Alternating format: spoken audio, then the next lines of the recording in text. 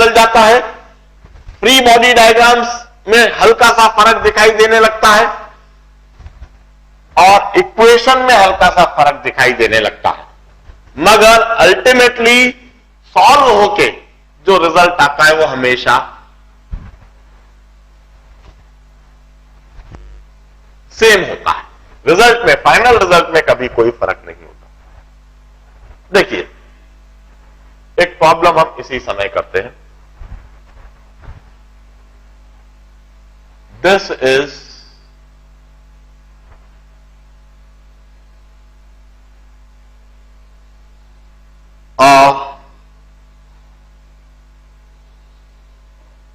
cylindrical, hollow cylindrical room. You can say it's a large room, a cylindrical room.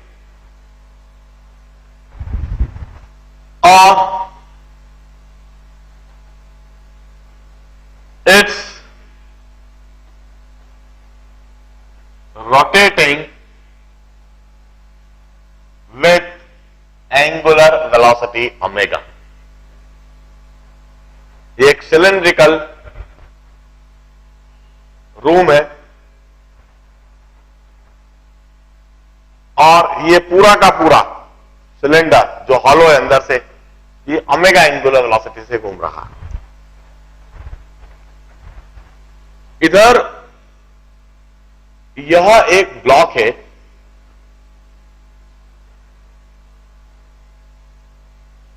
जो इसके साथ में, cylinder के साथ में घूम रहा है, and the coefficient of friction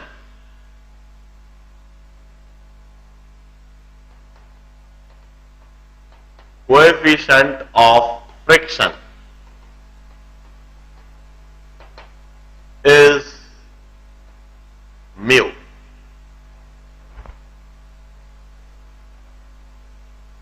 इस ब्लॉक का, इस सिलेंड्रिकल वॉल के साथ में जो कोएफिशिएंट ऑफ फ्रिक्शन है वह म्यू है। अब यह ब्लॉक गिर भी सकता है, ग्रेविटी की वजह से यह ब्लॉक नीचे गिर भी सकता है, मगर यह ब्लॉक गिरता नहीं है। Now you need to tell me minimum omega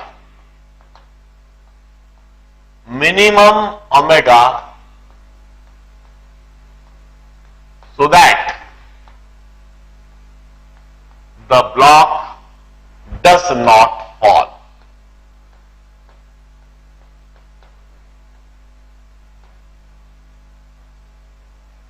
minimum omega क्या होना चाहिए जिससे कि यह ब्लॉक बिल्कुल भी गिरे नहीं? The radius is R, the radius is R, cylinder का रेडियस आर। मैं प्रॉब्लम को एक और बात समझा देता हूं। It's a hollow cylinder and it's a hollow cylinder having radius of are.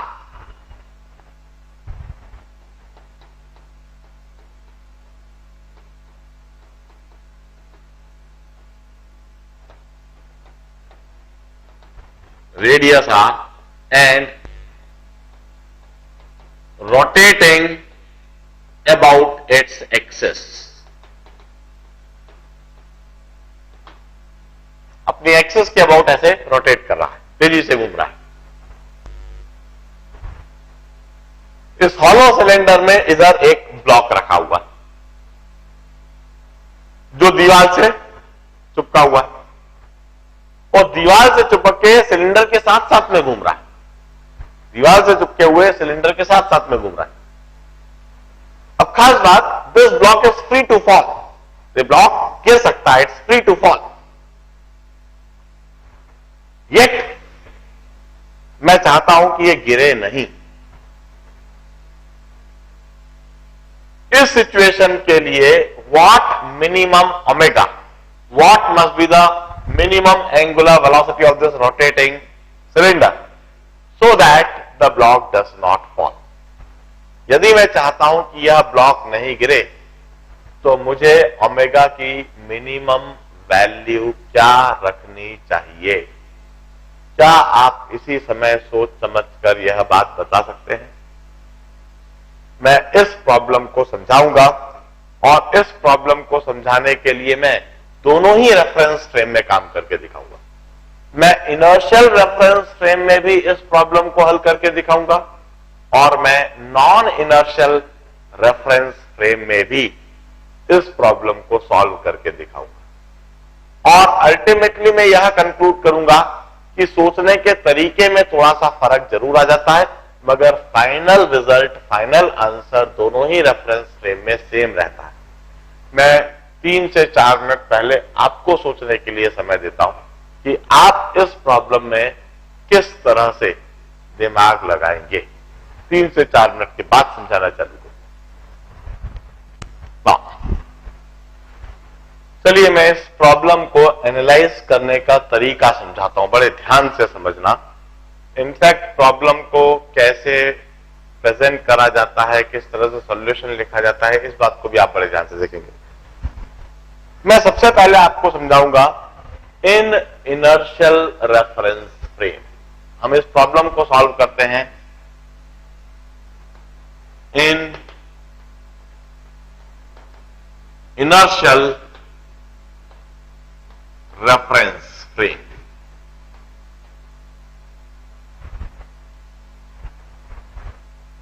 Inertial reference frame मतलब कोई पर्सन जो बिल्कुल स्टेशनरी है, जो बिल्कुल बाहर खड़ा है और बाहर खड़े होकर इस ब्लॉक को देखता है।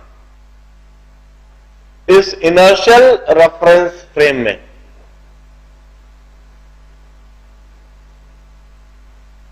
यह जो ब्लॉक है, इसके ऊपर एक तो वर्टिकली डाउनवर्ड डायरेक्शन में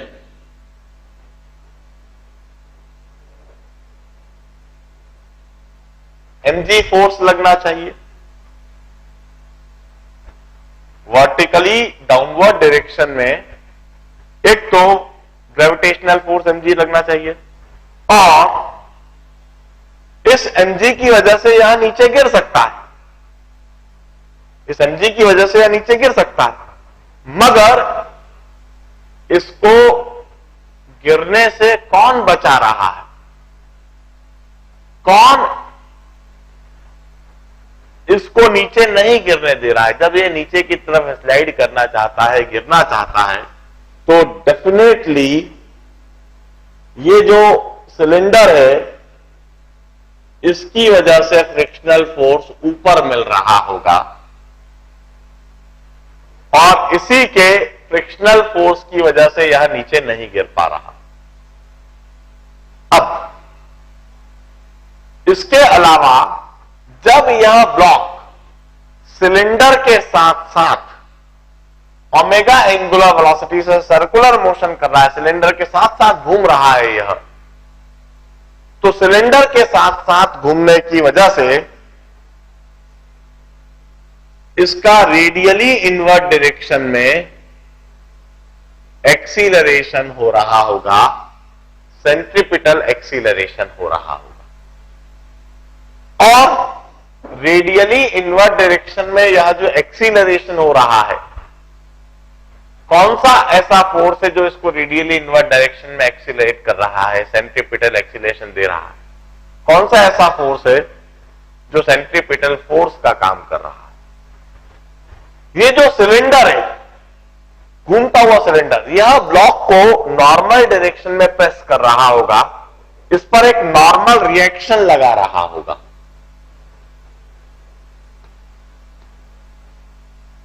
यह normal reaction, this would provide the necessary centripetal force. मैं कहता हूं, here normal reaction N provides the necessary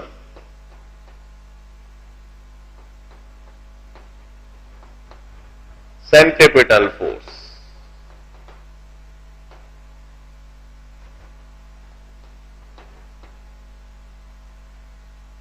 And this radial acceleration is omega square R. मैं रेडियल एक्सीलरेशन को ओमेगा स्क्वायर आर क्यों लिख रहा हूं? क्योंकि मुझे मिनिमम ओमेगा बताना है. Since I need to work for minimum omega, hence let's write all the quantities in terms of omega. यदि हमें लीनियर स्पीड बताना होता तो हम v स्क्वायर बाय आर लिखते हैं. जनरली v ओमेगा हम बहुत ही कम लिखते हैं, रेयरली लिखते हैं v ओमेगा. तो या तो हम रेडियल एक्सीलरेशन को v स्क्वायर बाय आर लिखेंगे या हम लिखेंगे ओमेगा स्क्वायर आर. जब हमें वेलोसिटी के टर्म्स में काम करना है, आगे वेलोसिटी निकालना है तो v स्क्वायर बाय आर. मगर जब मिनिमम ओमेगा निकालना है तो रेडियल एक्सीलरेशन को हम लिखते हैं ओमेगा स्क्वायर आर. हम कहते हैं this normal reaction is equal to m into A R और this normal reaction equal to m into omega square R. And this is the centripetal force. अब यह एक वर्किंग हो गया. अब दूसरा वर्किंग हम ऐसे करते हैं. यह ब्लॉक ग्रेविटी की वजह से, mg की वजह से नीचे गिर सकता था, मगर फ्रिक्शन इसे गिरने नहीं दे रहा है. Hence acting frictional force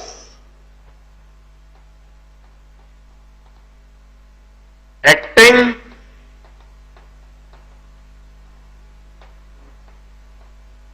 frictional force which is Fr, जो मैंने इंडिकेट कर रखा है that must be equal to mg. Acting frictional force must always be equal to mg. यह एक्टिंग फ्रिक्शनल फोर्स mg से ज्यादा नहीं हो सकता, क्योंकि यदि एक्टिंग फ्रिक्शनल फोर्स mg से ज्यादा हो गया तो वो ऊपर ले जाने लगेगा और कोई फ्रिक्शन ऊपर थोड़ी ना ले जा सकता है इसको. और यह एक्टिंग फ्रिक्शनल फोर्स mg से कम भी नहीं हो सकता, क्योंकि यदि यह mg से कम हो गया तो mg की वजह से ब्लॉक नीचे गिर जाएगा. यदि ब्लॉक ना ऊपर जा रहा है ना नीचे जा रहा है, ब्लॉक बिल्कुल अपनी इस हॉरिजॉन्टल पोजीशन पर फिक्स है और अपनी इस हॉरिजॉन्टल पोजीशन पर सिलेंडर के साथ सर्कुलर मोशन कर रहा है, तो उसके लिए जरूरी है कि upward frictional force must be equal to downward gravitational force. तो acting frictional force Fr must be equal to mg. ये जरूरी है.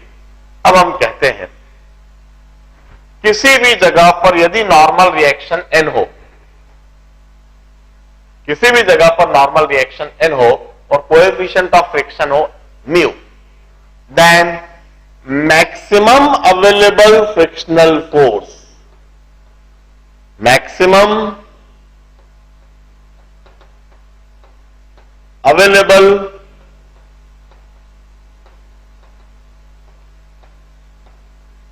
फ्रिक्शनल फोर्स, जिसको हम Fr मैक्स कहते हैं, this is always equal to mu into N. It's always equal to mu into N की जगह पर m omega square are.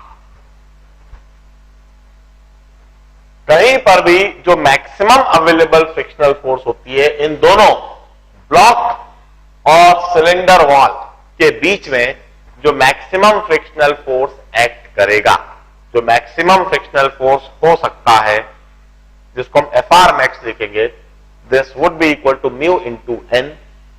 N की जगह पर हम एन की वैल्यू लिख देते हैं m omega square R. It would be mu into m omega square R. This would be the maximum available frictional force. इससे ज्यादा फ्रिक्शनल फोर्स वहां पर कभी भी नहीं हो सकता. अब हम कहते हैं ये जो एक्टिंग फ्रिक्शनल फोर्स है, it should be always less than equal to maximum available frictional force. Acting frictional force कभी भी मैक्सिमम अवेलेबल फ्रिक्शनल फोर्स से ज्यादा नहीं हो सकता. एक्टिंग फ्रिक्शनल फोर्स को मैक्सिमम अवेलेबल फ्रिक्शनल फोर्स से कम ही होना होगा या उसके बराबर हो सकता है, वो उससे ज्यादा कभी नहीं हो सकता। अब एक्टिंग फ्रिक्शनल फोर्स की जगह पर मैं mg लिख देता हूं। एक्टिंग फ्रिक्शनल फोर्स की जगह पर mg must be less than equal to maximum available frictional force की जगह पर मैं लिख देता हूं mu into M omega square R. दोनों तरफ से m और m कैंसल्ड, मुझे मिनिमम ओमेगा निकालना है जो कि निकलता हुआ बिल्कुल साफ दिख रहा है, g upon mu R. Omega square should be greater than equal to this or omega should be greater than equal to under root of g by mu r, or I'll say minimum omega is under root of g by mu r. This is the minimum value of omega for that which the block would never fall, and this is the method, this is the way we'll solve this problem in inertial reference frame. Inertial reference frame में हम इस problem को इस तरह से solve करेंगे, हम इस तरह से फ्री बॉडी डायग्राम बनाएंगे, इस तरह से इक्वेशंस लिखेंगे और फाइनली इस तरह से हम आंसर देंगे। बड़े ध्यान से देखिए क्योंकि अब दोबारा इस प्रॉब्लम को मैं सॉल्व करने जा रहा हूं और दोबारा जब मैं इस प्रॉब्लम को सॉल्व करूंगा तो मैं नॉन इनर्शियल रेफरेंस फ्रेम में इसी सिचुएशन को एनालाइज करके दिखाऊंगा कि नॉन इनर्शियल रेफरेंस फ्रेम में हम कैसे देखेंगे, कैसे फ्री बॉडी डायग्राम बनाएंगे, कैसे इक्वेशंस को लिखेंगे। सबसे पहले इसी को नोट डाउन कीजिए, इसी को बड़े ध्यान से समझिए। Now, let's learn analyzing the same problem in non-inertial reference frame of circular motion itself. In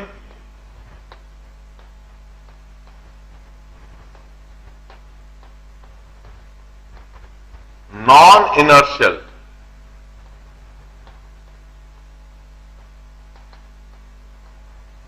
reference frame, अब इसी सिचुएशन को नॉन इनर्शियल रेफरेंस फ्रेम में भी मैं क्लैरिफाई कर दूं of circular motion itself, circular motion itself.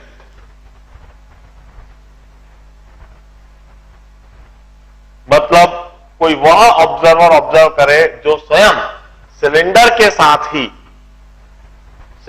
साथ साथ घूम रहा है, वो भी सर्कुलर मोशन कर रहा है, वो इस सिचुएशन को कैसे देखेगा, कैसे बनाएगा। यह ब्लॉक है। वंस अगेन वह क्या कहेगा कि भाई mg वर्टिकली डाउनवर्ड डायरेक्शन में लगना ही चाहिए और इस ब्लॉक को गिरने से प्रिवेंट करने के लिए फ्रिक्शनल फोर्स ऊपर की तरफ लगना ही चाहिए। जब ब्लॉक नीचे गिरना चाहेगा तो इसको गिरने से रोकने वाला फ्रिक्शनल फोर्स ही होगा। अब वह क्या कहेगा, ये इक्वेशन में कोई फर्क नहीं है। फर्क किस जगह पर है? ये कहेगा this particle which is executing circular motion, there must be some force in radially outward direction. We'll call it centrifugal force. In fact, it's a pseudo force. वहां रेडियली आउटवर्ड डायरेक्शन में सेंट्रीफ्यूगल फोर्स बना देगा m omega square r।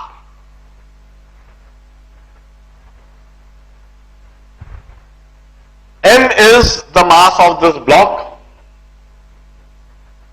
and omega omega square R is its acceleration. जो observer है उसी का acceleration है omega square are radially. इधर यदि कोई ऑब्जर्वर खड़ा है जो इसको देख रहा है,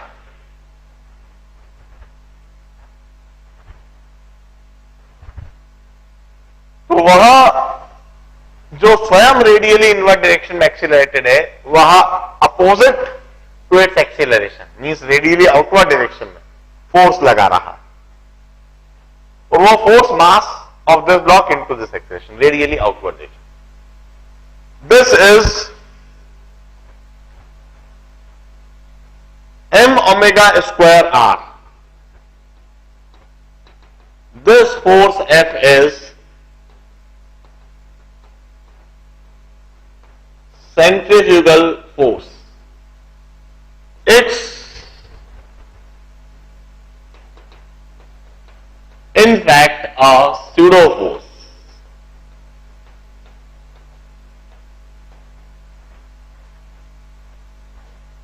रेडियली आउटवर्ड डायरेक्शन में, in radially outward direction.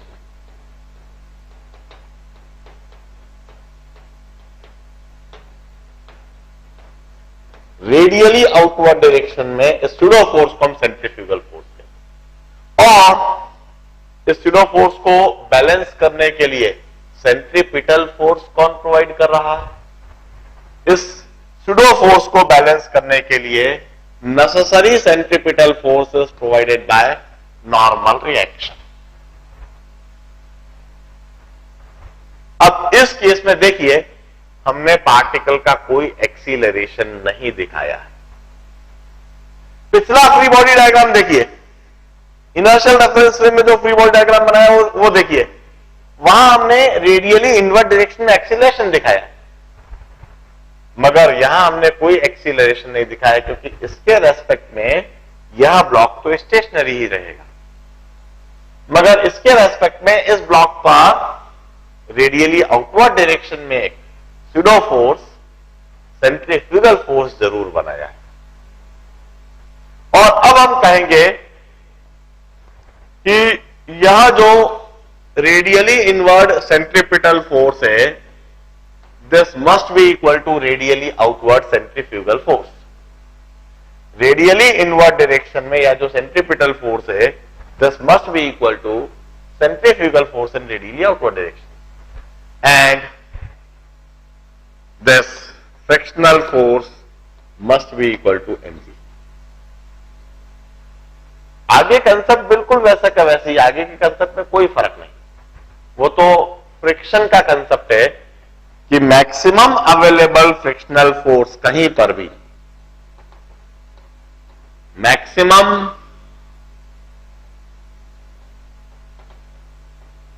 Available frictional force, कहीं पर भी दो कॉन्टैक्ट के बीच में जो मैक्सिमम अवेलेबल फ्रिक्शनल फोर्स होता है वो हमेशा म्यू इंटू एन होता है। इस केस में mu into this is F R max, और इस केस में वह हो गया mu into M omega square R. ये एक जनरलाइज्ड कंसेप्ट है, ये सर्कुलर मोशन का कंसेप्ट नहीं है, ये कोई इनर्शियल या नॉन इनर्शियल रेफरेंस फ्रेम का कोई कंसेप्ट नहीं है। This is a generalised concept of friction. M omega square हटा दो जैसे, this is a generalised concept of friction.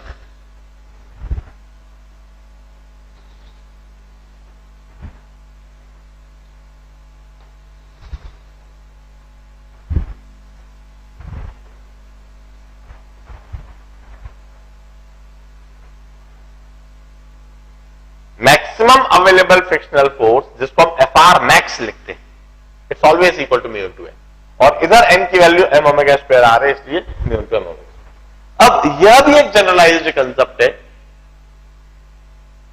कि जो एक्टिंग फ्रिक्शनल फोर्स होता है it should be always less than equal to maximum available friction. यह भी एक जनरलाइज्ड कंसेप्ट है, इसका भी इस चैप्टर से कोई लेना देना नहीं है, सर्कुलर मोशन से कोई मतलब नहीं है, इनर्शियल या नॉन इनर्शियल रेफरेंस फ्रेम से भी कोई मतलब नहीं है। This is also a generalised concept.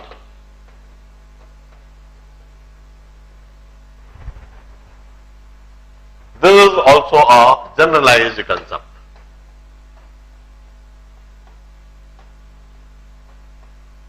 Which is always applicable, which always hold. किसी भी चैप्टर में कहीं पर भी यह बात हमेशा लिखी जा सकती। फिर हम इस प्रॉब्लम की सिचुएशन को लिखते हैं कि फ्रिक्शनल फोर्स की जगह तो हम mg लिख दें, less than equal to maximum available frictional force की जगह mu into M omega square R, और फिर इसके बाद में जो हमें चाहिए उसके लिए हम सॉल्व करें। हमें मिनिमम ओमेगा चाहिए तो मिनिमम ओमेगा के लिए सॉल्व बड़ी आसानी से करा जा सकता है, क्योंकि omega greater than equal to certain value दिखने लगी है। मतलब ओमेगा को उससे ज्यादा ही होना चाहिए, उससे कम नहीं हो सकता। उसके बाद मैं एक इंटरेस्टिंग सिचुएशन कराता हूं, the situation of vertical circular motion.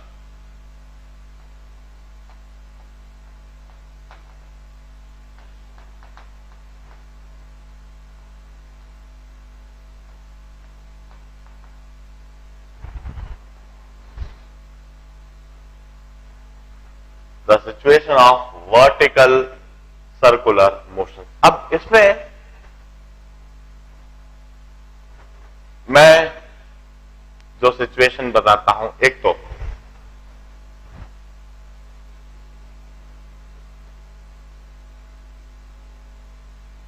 This point O इस पॉइंट O से बंधी हुई, this is a light rigid rod of length L.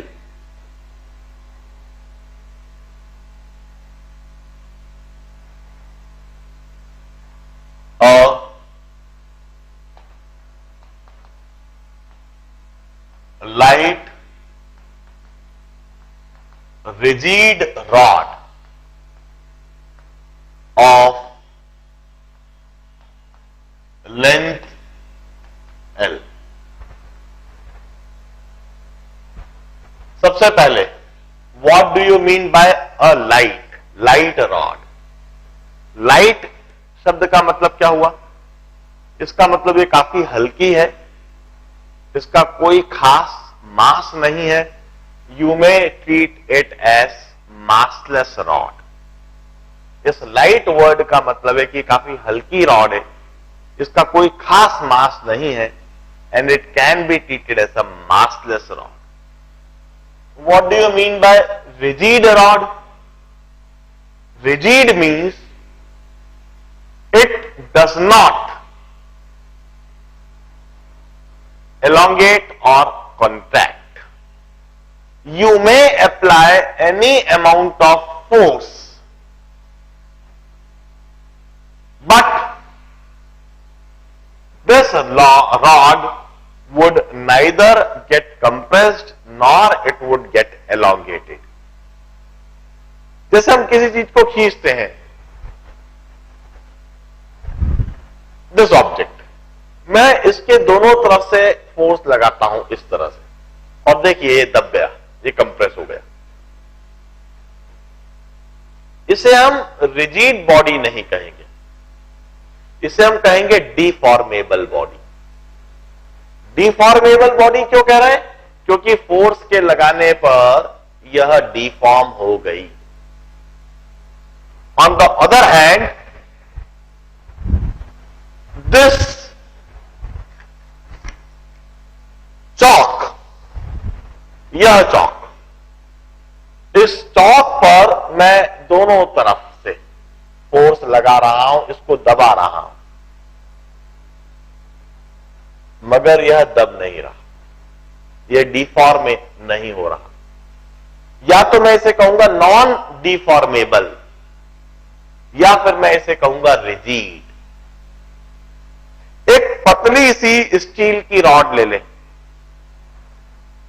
that should be very light, उसको मासलेस होना चाहिए, उसमें फोर्स लगाने पर ना तो एक्सटेंड होती है ना कंप्रेस होती है, ऐसी रॉड को हम रिजिड रॉड कहते हैं। Light rigid rod of length L. Point O पर फिक्स है और इसके दूसरे एंड से एक पॉइंट मास एम बंधा हुआ है।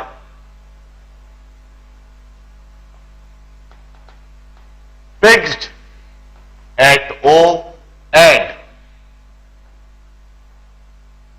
मास एम एट अदर एंड, इसके दूसरे एंड पर mass M. Now this rod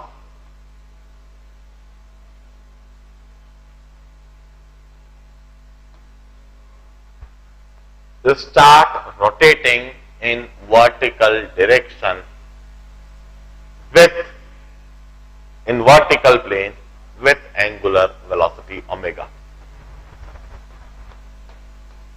It's rotating in vertical plane with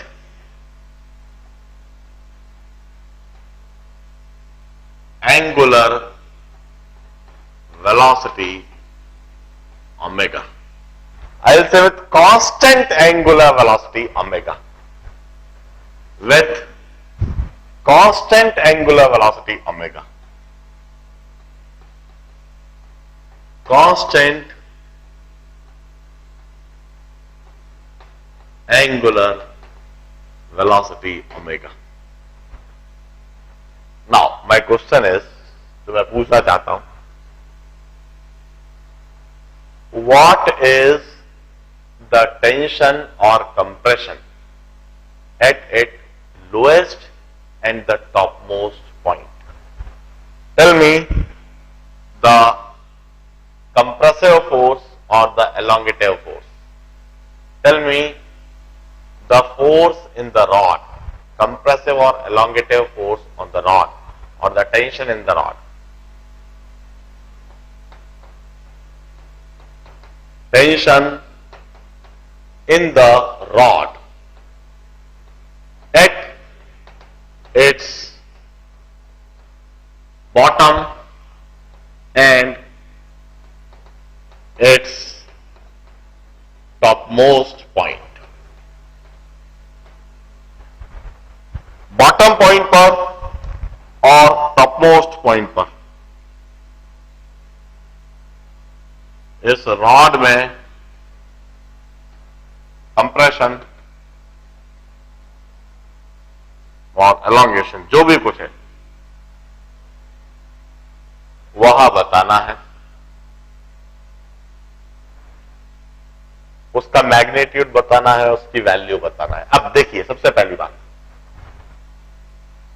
since it's a light rigid rod, इसलिए इसको कांस्टेंट एंगुलर वेलोसिटी ओमेगा से घुमाया जा सकता है।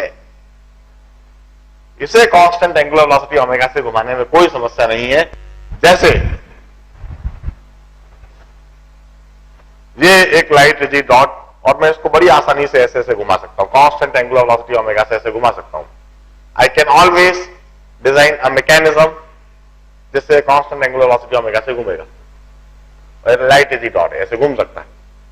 क्या आप अपने आसपास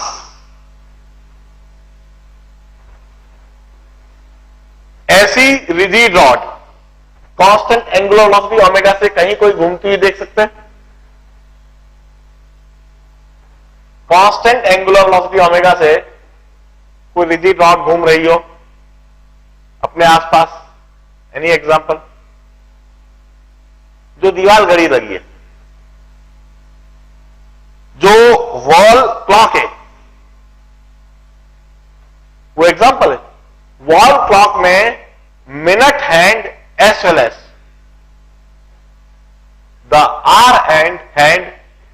as well as that second hand, वो तीनों ही रिजिड रॉड है, वो रिजिड रॉड है, वो डिफॉर्म नहीं होते। और घड़ी में वह कांस्टेंट एंगुलर वेलोसिटी ओमेगा से घूमते रहते। घड़ी के पीछे कोई मैकेनिज्म है जो उसको कांस्टेंट एंगुलर वेलोसिटी ओमेगा से घुमाता है।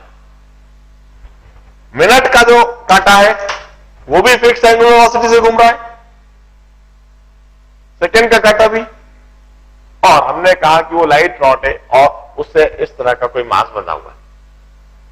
अब इस केस में इस रॉड पर किस तरह का कैसा टेंशन आएगा? अब मैं कहता हूं, in such type of problems it really looks very easy to treat and solve this problem in non-inertial reference. Generally जब आप प्रॉब्लम्स करेंगे ना, तो प्रॉब्लम्स करते करते आपको ऐसा लगेगा कि नॉन इनर्शियल रेफरेंस फ्रेम में प्रॉब्लम को देखना, उसको विजुअलाइज करना, उसको सॉल्व करना रिलेटिवली आपको इजी लगेगा। उसको आप बड़ी आसानी से विजुअलाइज भी कर पाओगे। ऑल्सो जैसा मैंने बताया है, कोई खास फर्क नहीं पड़ता इनर्शियल या non inertial reference frame change कर देने से। हल्का सा फ्री बॉडी डायग्राम में ही फर्क पड़ता है, इक्वेशन लिखने के तरीके में ही फर्क पड़ता है, फाइनल रिजल्ट में कोई खास फर्क नहीं पड़ता है। अब इस सिचुएशन को हम कैसे सॉल्व करेंगे?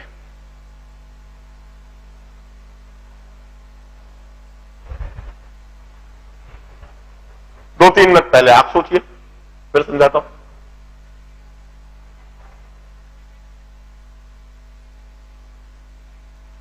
Light rigid rod length L, मतलब रेडियस आप एल ले लोगे, पॉइंट ऑफ फिक्स है, इसके अबाउट ऐसे घुमाया जा रहा है, इसके दूसरे एंड से मास एम बंधा हुआ है, it's rotating in vertical plane में रोटेट कर रहा है with constant angular velocity omega. और मैंने पूछा है tension in the rod at its bottom end at its top most point.